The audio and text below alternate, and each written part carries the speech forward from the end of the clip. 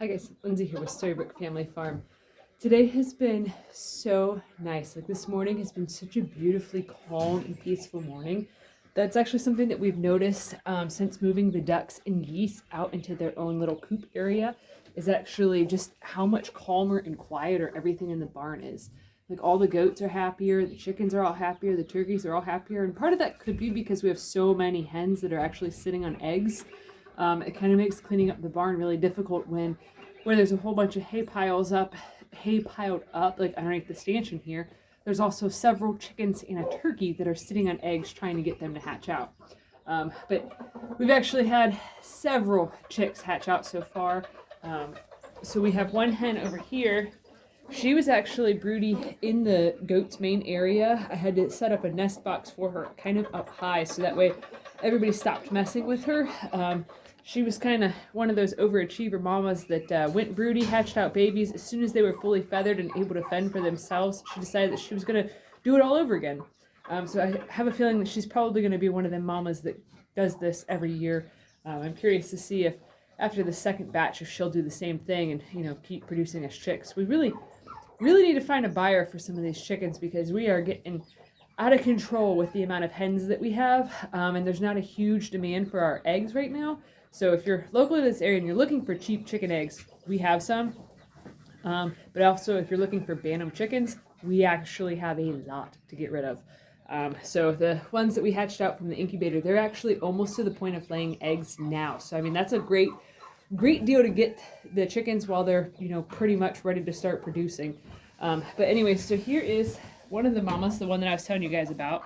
I just moved her from the goat area because her nest box is actually like probably 7 feet up off the ground. So she could get up there, but nobody else could. We didn't have to worry about the goats stepping on her or nothing like that. But obviously very dangerous for little baby chicks to be jumping out of that. So here is her babies, and she'll peck at me a whole bunch trying to get me to not take her babies. But so here's one of her, trying to fall, one of her little cuties. As you guys seen, there's 4 different ones that she has hatched out. And then we got these 2 silkies down here. Come on, big bird. Let's see your baby. Oh, there's a baby. I hope you guys were able to see it.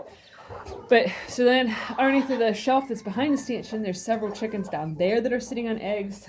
Ducky, she's kind of vicious, so I'm not going to pick her up. She's down there, and she's got, I think yesterday there was 3 or 4 that had hatched out, and she's on a big old pile of eggs. So who knows how many is going to actually hatch out from there. And then our one chicken that was in the lean-to that's attached to the barn, that's kind of just for feeds and storage and stuff. She had actually been trying to go broody for over a year now.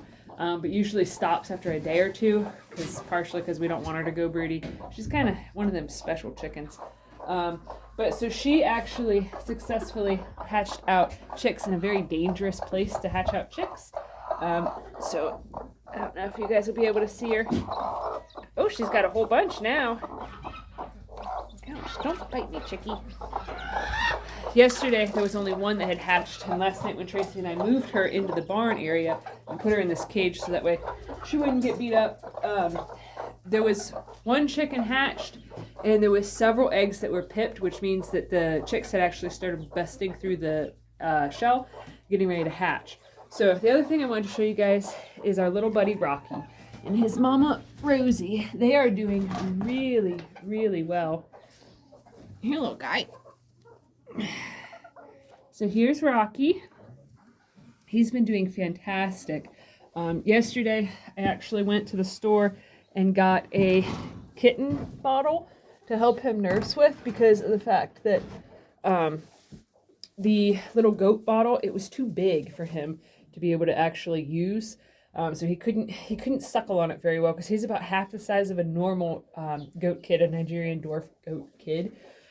So he was definitely riding the struggle bus there for a little while. But yesterday, this little guy, he figured out how to nurse from mama. So I've been trying to help him with nursing for several days now, of basically where I will help hold him up to the teat and then get it in his mouth for him and then sort of milk her down into his mouth so that way he was getting some nutrients. And I was, attempting several times a day to try to bottle feed him, but it it was too hard for him. But so his mom, Rosie, she's kind of a little jumpy because she's not used to the camera. She's actually been doing a phenomenal job with him, despite us having to pull him in the house at nighttime because of how cold it's been getting. Last night it actually got down to like 39 degrees. I have not checked the tomatoes and peppers yet to see if they survived getting cold like that.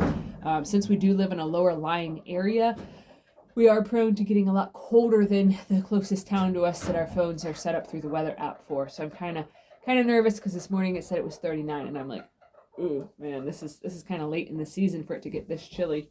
But so with Rosie, because she only had one kid survive birth, she has produced far more milk than what this little guy is going to need. So I actually started milking her. Partially, too, I was milking her to alleviate the pressure because she was like ready to burst. I didn't want her to get mastitis and get sick. So I also was milking her out so that way I can save some of the colostrum, which I got to freeze some of that today. So that way if there's ever a goat emergency again, or if any of my goat raising friends have an emergency where they can't get the colostrum into the babies for some reason or another, then I have some that, somebody can use. But so yesterday I was milking her, and I ended up, and this is with sharing her with the baby, and making sure that there was plenty of milk too to give to the baby with the bottle, and also, him nursing. So I ended up getting 3 3/4 cups of milk from her, which is a huge amount of milk for a goat that's, she's not quite full size. She's, pretty small still, which she's not that much smaller than our full grown ones. She's just shorter lengthwise, not necessarily height-wise. So she's a really, really good milker. I don't even have to fully give her grain in the dish to keep her calm in the stanchion, which is a really big deal because the other goat that we have that I milked last year, which was my only goat milking experience, you pretty much had to hold her steady. She still was a big pain in the butt. Even with giving her grain, she would, as soon as she was close to running out of grain, she was spilling the bucket, putting her foot in the bucket, doing all sorts of stuff. And Rosie, she's been our least friendly doe that we have here, and she's been just completely cool with it. The other day, I actually gave her, it was yesterday, I gave her a big old handful of grass in the dish instead of grain because I don't want to give her too much grain, And she actually was more happy with that than just getting grain.